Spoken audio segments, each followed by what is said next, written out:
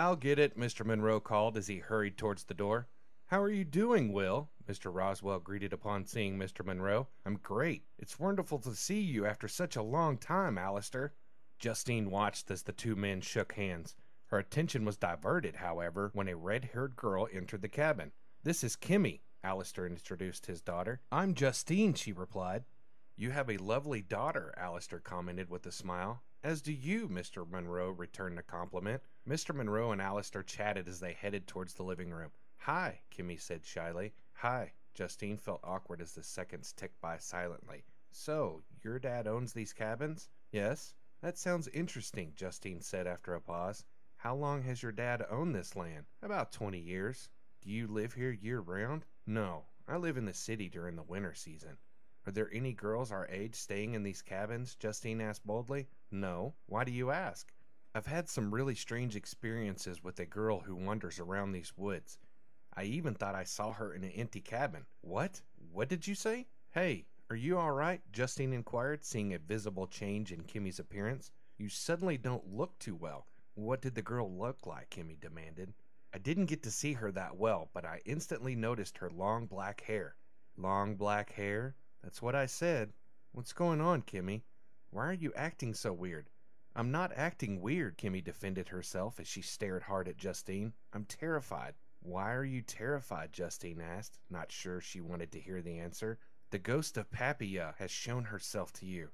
Now you must die." "You're such a freaker," Justine exploded. "Don't you dare tell me I'm going to die." "Please, Justine, you have to listen to me. There may be a way to save you." "I'm not going to listen to your foolishness, nor will I accept your help. I'd like you to leave now." "I can't leave now. Our dads are still talking." "Fine. I'll leave." "You really shouldn't," Kimmy called after Justine, who was walking out of the cabin. "It's not safe out there."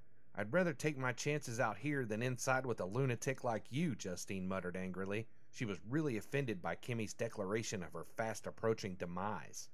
After roaming aimlessly in the woods for an hour, Justine decided she would return to the cabin. Her father would be angry if he knew she'd left Kimmy alone. She was about to leave when she heard a whisper from behind a nearby tree. Believing that Kimmy had followed her into the woods, Justine quickly approached the source of the noise.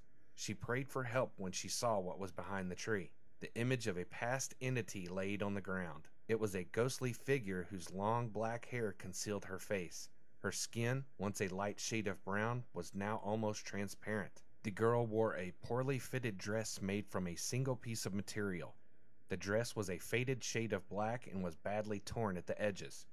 "Please help me, Justine," the native girl pleaded in a wispy voice. "I've been tortured for so long. Please release me from the curse." Justine backed away slowly, turned around, and then ran. "Come back, Justine," the weak voice came again. "I'm so cold."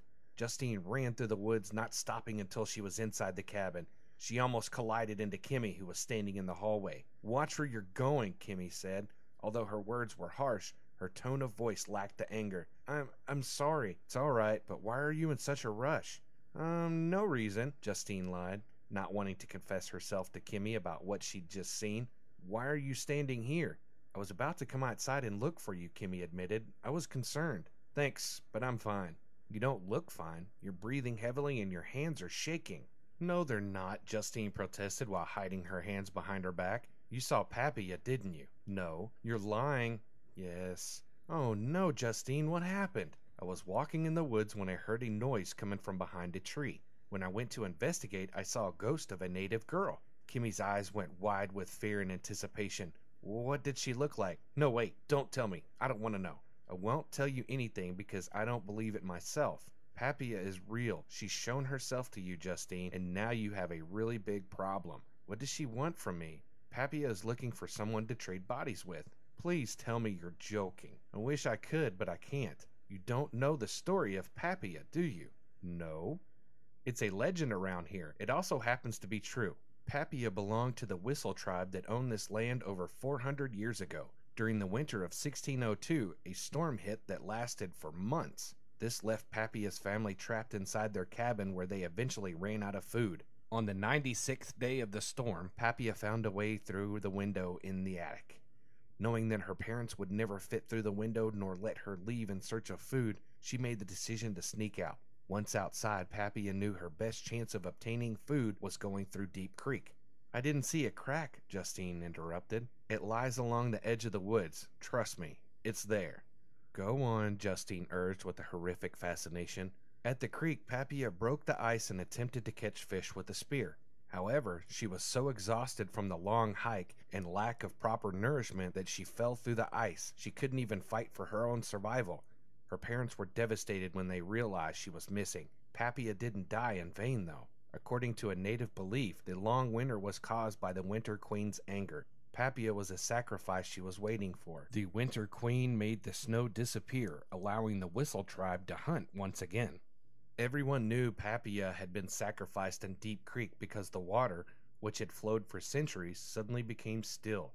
The legend says Papia's body is forever doomed to walk this land as a ghost. She is looking for someone to trade bodies with. Justine was silent as she contemplated what Kimmy had just told her. Despite her desire not to, she believed the legend. Why me? Justine cried suddenly. Why in the world would she want to trade bodies with me? I've never done anything to her. Papia must have sensed something in you, perhaps a loyalty so strong that you'd be willing to sacrifice yourself for others. I've never thought about myself in that way before. Then you'd better start. You have a big problem to deal with, Kimmy warned. I'll tell my dad, Justine thought out loud while biting her lower lip. Do you think he'll believe you? Probably not, but what's the worst that could happen? He might think I'm crazy and send me home. I'd rather be any place than here. You can't run away from this. You have to deal with it. How do you know so much about the legend of Papia? Justine asked, slumping against the wall in defeat. I grew up hearing it, Kimmy replied as she leaned against the wall with Justine. Then your father must know about the legend as well, she said with a glimmer of hope. Of course he knows. He can help me then? Only you can help yourself. How? Justine demanded. Don't you remember me saying there might be a way for you to be saved? Not really. I was kind of distracted when I heard I was going to die soon. Well, you better listen to me now. You may be able to save yourself by... Hey guys, are you having fun? Alistair asked, interrupting Kimmy. Yes, Justine replied in a high-pitched tone. I'm glad to hear that. Unfortunately, we have to leave now. Can't we stay a few minutes longer? Kimmy pleaded desperately. I'm sorry, but we really should be going. All right, Dad, Kimmy replied, giving Justine a hopeless glance. Thank you for having us over, Alistair said while shaking Mr. Monroe's hand. No, thank you. It's your cabin, after all. As Mr. Monroe and Alistair said their goodbyes, Justine whispered to Kimmy, Meet me here tomorrow morning.